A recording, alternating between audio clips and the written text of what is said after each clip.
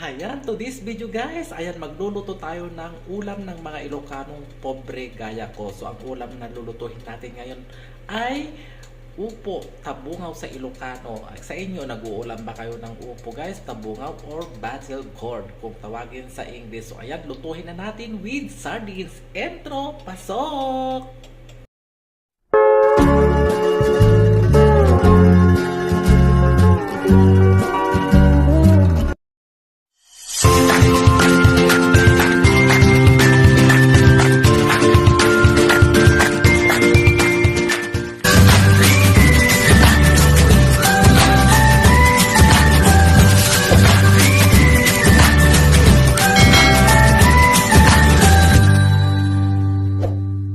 Lagay na natin lahat guys. Inuna ko yung garlic. Yan, onion lang.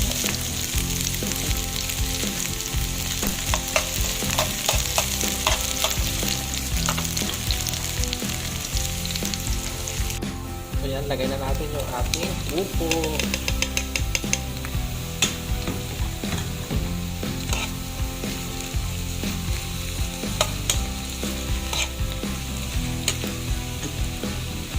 At ayan, lagay na natin yung ating sardines.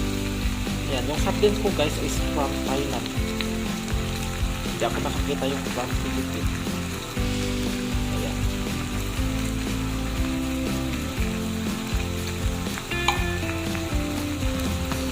Then maglagay lang tayo guys ng konting water kasi matubig yung ating upo. Konti lang.